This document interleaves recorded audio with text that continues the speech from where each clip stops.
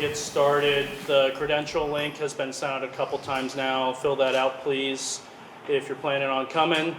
Even if you've got the Olympic All-Sport class, please fill that out just so we've got an idea of who is all planning to attend. A couple times have been announced. The Stanford and Northwestern duel will both start at 1 p.m. Central. After we're done with Tom, we'll go over to the wrestling room. If you're a photographer and you're using a tripod, we've got some wood planks for you to put down so you don't ruin the mat. No shoes in there. And turn it over for Coach for an opening statement, and then we'll take questions. Awesome. Great to be here. This is a little bit unusual just because we compete in 2 days, and we're fired up about that. What I mean by unusual is this press day is very close to competition. Our schedule's a little bit different, having someone that early in a dual meet, a big dual meet, going to Oregon State. We're excited. So I imagine you have questions, and I will answer them. How's that? Mike Finn, first question. Imagine that. Tom, obviously transfers are common now in college athletics, and obviously you have a lot of transfers. Could you give us a little background on the group that you brought in, and what was the key to really get him? Is it like a recruiting, what you may have done when they were freshmen? There's 2 ways to get transfers. One is they go into the portal, you have a need for them, and you recruit them. We did that with Parco. There's other ways when wrestlers want to leave the program that they're currently in. They have good academic standing. They meet progress toward a degree. We cannot recruit them. And then they would choose to apply, accept admission if they're admitted, and they would go that route. Really, anybody with good academic standing that meets all of the progress toward a degree can go anywhere at any time. The rules have gotten so liberal that way.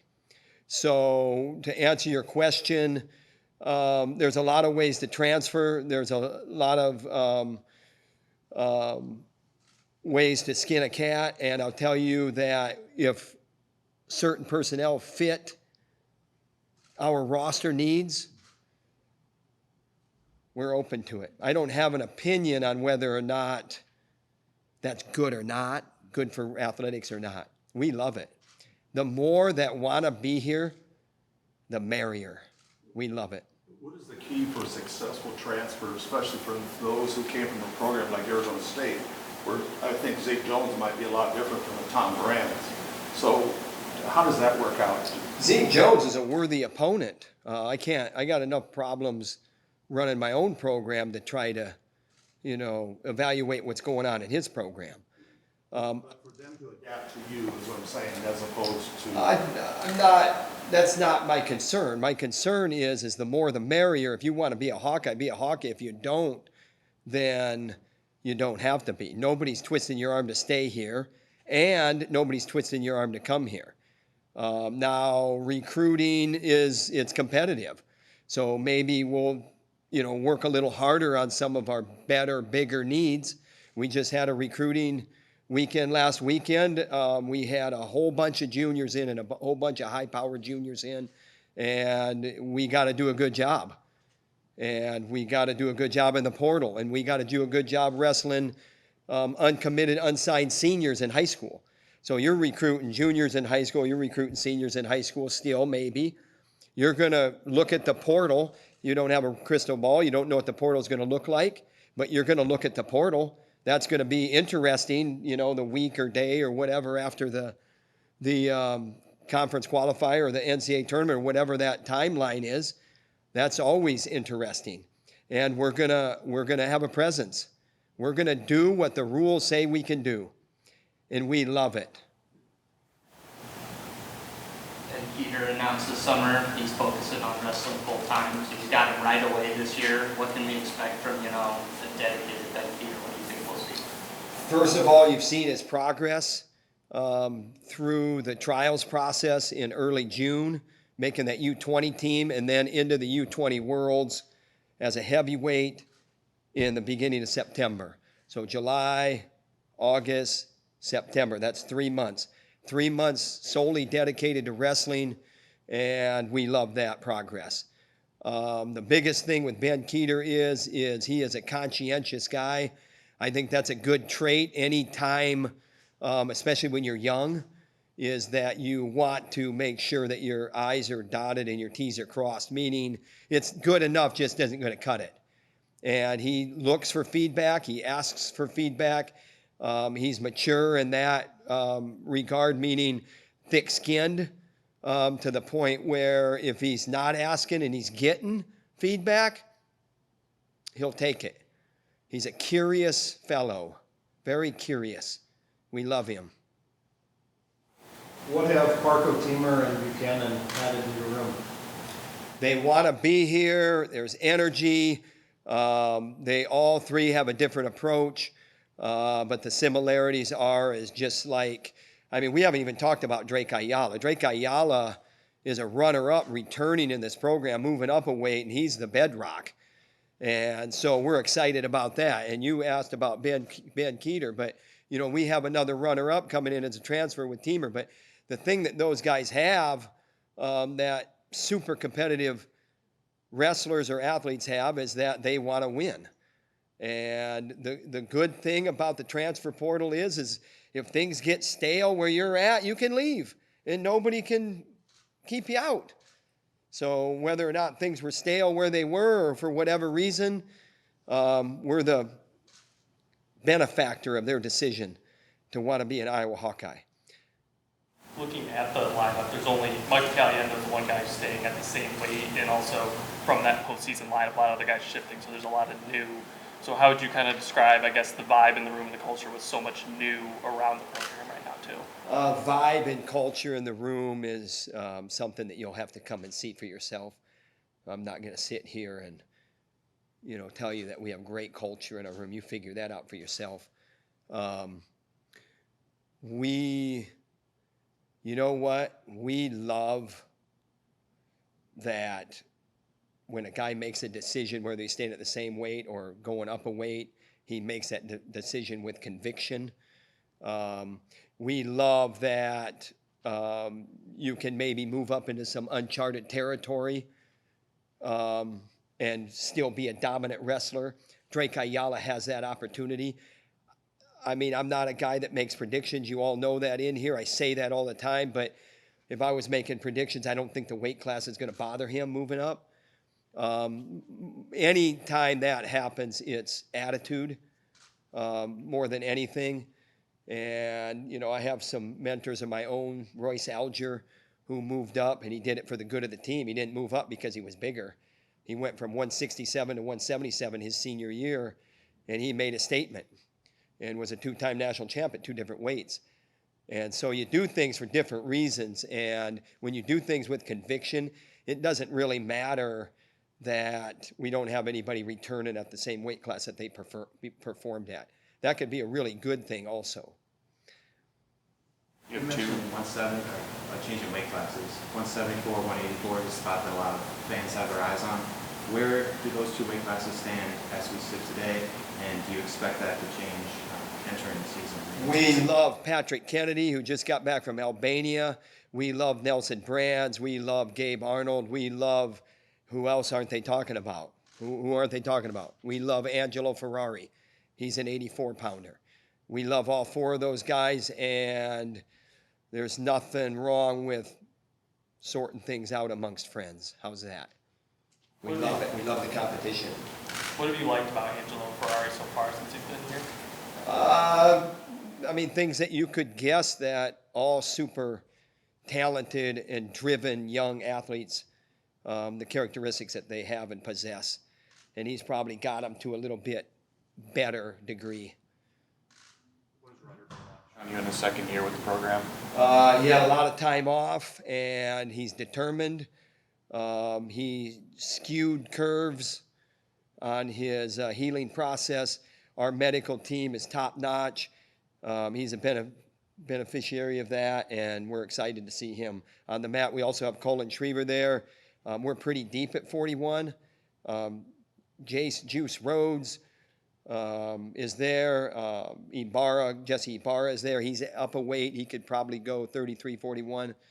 And sometimes you never know. You don't have a crystal ball, so you never know. You could be surprised with, what happens. But Ryder Block, love his approach every day. Love his approach through his strengthening and rehabbing or whatever you want to call it. And we're ready to go. We're going to Oregon State. We leave tomorrow. And it will be his first competition in a Hawkeye singlet, even though, as freshmen can wrestle in Hawkeye singlets. But, he had that issue. So he's excited. His family's excited. We're excited. The fans are excited. Hey, take advantage of your opportunity now, stud. Don't look back. Don't make this a quarterback controversy. You've got 2 4-time Montana State champions on your roster in Leif and Kean. What can Leif do to kind of help Kean through the step up from a smaller populous state to It's a long ways from home, and Leif Schroeder is an incredible leader in our room. ISAC, things that, where he's paying attention to the landscape and what student athletes are going for. He's a voice. He's a voice for our team. He's been a voice. He's been a great leader. He's doing his student teaching right now. He's going to be a great educator and mentor. And he's doing that with Kean. Kean Hernandez has a sister in our program as well. She just graduated last year. She's a manager for us, has been, and she's still around, working for the Hawkeye Wrestling Club a little bit and doing a lot for us still. We love her. We love the family. We love Kean that he's here. And we just love everything. You ask about culture. Holy mackerel, I've sat up here and talked about how much I love it. And so it must be pretty good. Must be pretty good. Tom, what have you seen from your 125-pounders this offseason? We have seen that 2 are probably emerging, Cruz and Peterson. That's not a surprise. Peterson had a procedure, and he's come out well with that. He's 10 months post. We love his fire. We love his drive. We love his approach. I don't know, if he's quite ready right now, but 10 minutes from now, he could be ready. We love them both. It will be competitive. And I think we listed both of them on the Oregon State thing, but more than likely it'll be Cruz out of the gate right away. And then we'll see. We'll go from there with Stanford. And then we'll go from there on the next one. And then from there on the next one.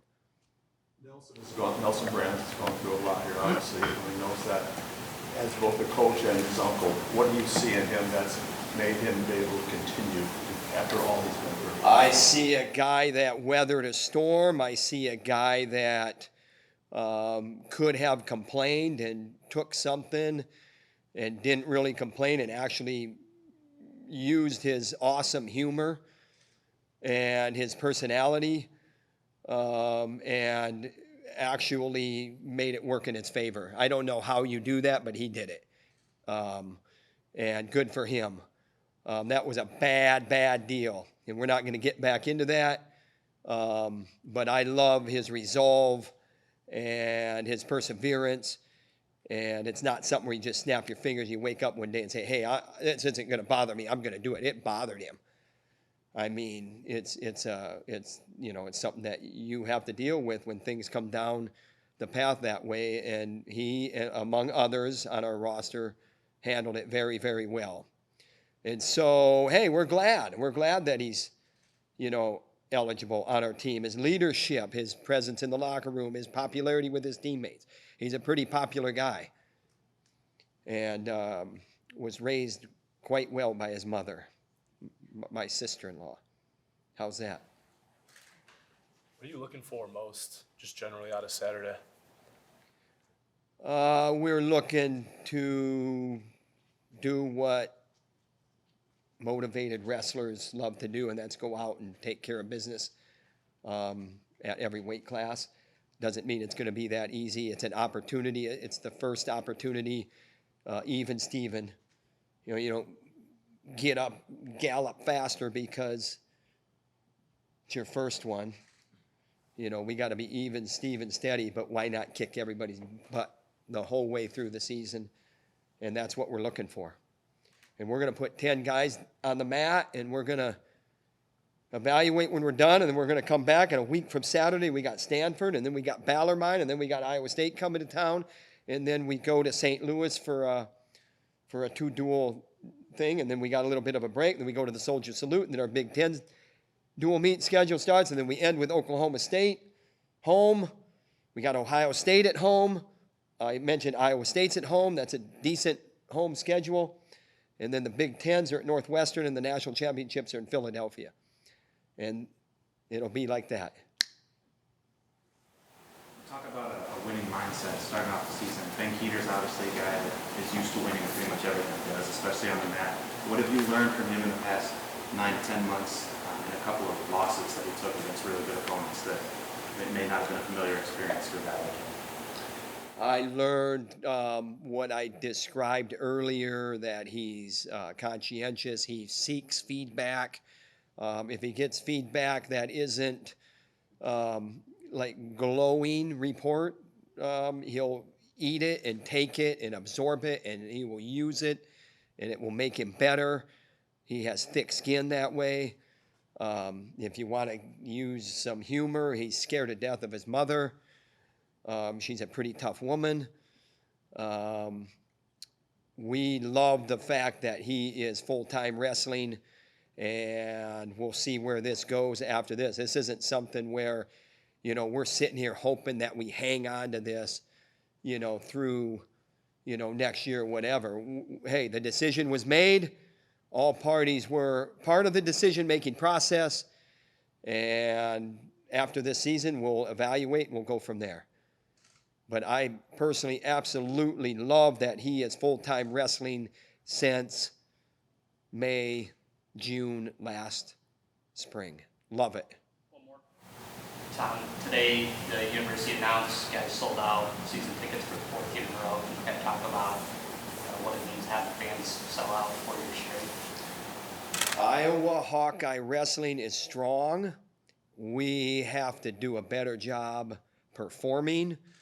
I think if you put exciting teams on the mat, they will be heralded and showered with affection by the fan base. And since we sold out the arena again with season ticket sales, you know what? We tell our guys kind of funny way, you know, when you're wrestling and it's your turn to step on the mat, don't have that the time that everybody gets out of their seat and goes and gets an ice cream cone. Have that the one where they nail themselves to the seat because they don't want to miss 1 second of your performance. And if we can get 10 weight classes with those types of competitors, we're going to be where we need to be. So thanks, and we'll see you in the wrestling room.